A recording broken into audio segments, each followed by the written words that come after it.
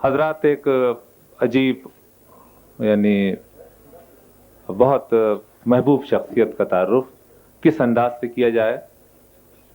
Film کے وسیلے سے سارا ہندوستان انہیں ایک طرح سے بڑے محبوب شخصیت کی حیثیت سے جانتا ہے, لیکن میں اس وسیلے سے ان کا تعارف کرانا اس محفل میں انہی کے ساتھ زیادتی سمجھتا ہوں. شاعری کے لیے کہا جا سکتا ہے کہ 3 پشتوں سے ان کا پیشہ لفظوں کی صورت گری ہے. اردو میں بہت اہم نام ایک مستر خیر آبادی کا, اس کے بعد ان کے صاحبزادے جانثار اختر جو خود صاحب اسلوب غزل کے شاعر اور نظم کے شاعر, اور ان کے بیٹے جاوید اختر موجود ہیں یہاں. میں اور یہ بتا دوں کہ ابھی حال میں یو ایس اے میں جو مشاعرے ہوئے تھے عالمی, واشنگٹن اور اٹلانٹا میں, اس کی نمائندگی جن چند لوگوں نے ہندوستان سے اردو شاعری کی تھی اس میں ہمارے جاوید اختر تھے. لوگوں نے بڑی محبت سے اور احترام سے انہیں سنا.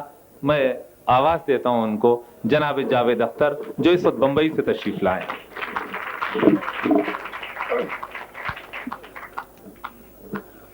ایک غزل کے چند اشعار پیش کرتا ہوں. یہ تسلی ہے کہ ہیں ناشاد سب, یہ تسلی ہے کہ ہیں ناشاد سب, میں اکیلا ہی نہیں برباد سب. یہ تسلی ہے کہ ہیں ناشاد سب, میں اکیلا ہی نہیں برباد سب. سب کی خاطر ہیں یہاں سب اجنبی, سب کی خاطر ہیں یہاں سب اجنبی, اور کہنے کو ہیں گھر آباد سب. سب کی خاطر ہیں یہاں سب اجنبی, اور کہنے کو ہیں گھر آباد سب. بھول کے سب رنجشیں سب ایک ہیں, بھول کے سب رنجشیں سب ایک ہیں, میں بتاؤں سب کو ہوگا یاد سب. بھول کے سب رنجشیں سب ایک ہیں, میں بتاؤں سب کو ہوگا یاد سب.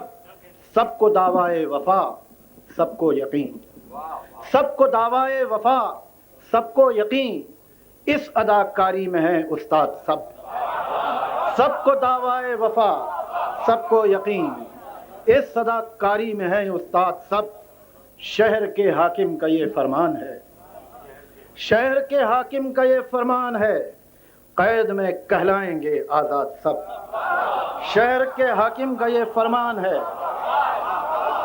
شہر کے حاکم کا یہ فرمان ہے, قید میں کہلائیں گے آزاد سب. 4 لفظوں میں کہو جو بھی کہو, 4 لفظوں میں کہو جو بھی کہو, اس کو کب فرصت سنے فریاد سب. اس کو کب فرصت سنے فریاد سب. یہ تسلی ہے کہ ہیں ناشاد سب, میں اکیلا ہی نہیں برباد سب. ایک اور غزل کے 2-4 شعر سناتا ہوں. ہمارے شوق کی یہ انتہا تھی, ہمارے شوق کی یہ انتہا تھی, قدم رکھا کہ منزل راستہ تھی. بہت اچھا. ہمارے شوق کی یہ انتہا تھی, قدم رکھا کہ منزل راستہ تھی. بچھڑ کے ڈار سے بن بن پھرا وہ, بچھڑ کے ڈار سے بن بن پھرا وہ, ہرن کو اپنی کستوری سزا تھی. بچھڑ کے ڈار سے بن بن پھرا وہ, ہرن کو اپنی کستوری سزا تھی. کبھی جو خواب تھا وہ پا لیا ہے, کبھی جو خواب تھا وہ پا لیا ہے, مگر جو کھو گئی وہ چیز کیا تھی. کبھی جو خواب تھا وہ پا لیا ہے, مگر جو کھو گئی وہ چیز کیا تھی. میں بچپن میں کھلونے توڑتا تھا, میں بچپن میں کھلونے توڑتا تھا, میرے انجام کی وہ ابتدا تھی. میں بچپن میں کھلونے توڑتا تھا,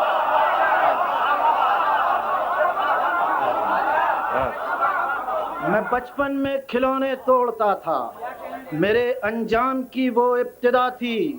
جسے چھو لوں میں وہ ہو جائے سونا, جسے چھو لوں میں وہ ہو جائے سونا, تجھے دیکھا تو جانا بد دعا تھی. جسے چھو لوں میں وہ ہو جائے سونا, تجھے دیکھا تو جانا بد دعا تھی.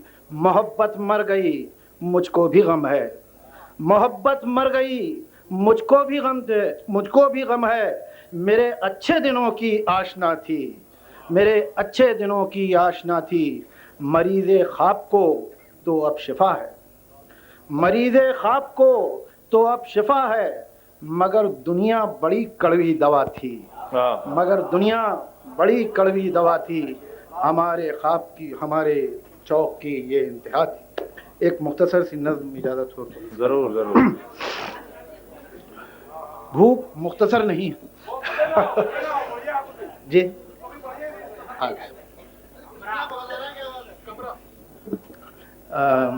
جی ہاں جی، نظم کا عنوان ہے ارشاد۔ وہ کمرہ یاد آتا ہے۔ بہت اچھی نظم۔ میں جب بھی زندگی کی چلچلاتی دھوپ میں تپ کر، میں جب بھی دوسروں کے اور خود کے جھوٹ سے تھک کر، میں سب سے لڑ کے خود سے ہار کے جب بھی اسے کمرے میں جاتا تھا، وہ ہلکے اور گہرے کتھئی رنگوں کا ایک کمرہ، وہ بے حد مہرباں کمرہ جو اپنی نرم مٹھی میں مجھے ایسے چھپا لیتا تھا جیسے کوئی ماں بچے کو آنچل میں چھپا لے، پیار سے ڈانٹے، بھری دوپہر میں کیوں مارے مارے گھومتے ہو تم، وہ کمرہ یاد آتا۔ کیا کہنے ہیں جاوید صاحب، واہ واہ واہ۔ میں جب بھی زندگی کی چلچلاتی دھوپ میں تپ کر، میں جب بھی دوسروں کے اور خود کے جھوٹ سے تھک کر، میں سب سے لڑ کے خود سے ہار کے جب بھی اسے کمرے میں جاتا تھا، وہ ہلکے اور گہرے کتھئی رنگوں کا ایک کمرہ، وہ بے حد مہرباں کمرہ جو اپنی نرم مٹھی میں مجھے ایسے چھپا لیتا تھا جیسے کوئی ماں بچے کو آنچل میں چھپا لے، پیار سے ڈانٹے، بھری دوپہر میں کیوں مارے مارے گھومتے ہو تم، وہ کمرہ یاد آتا ہے۔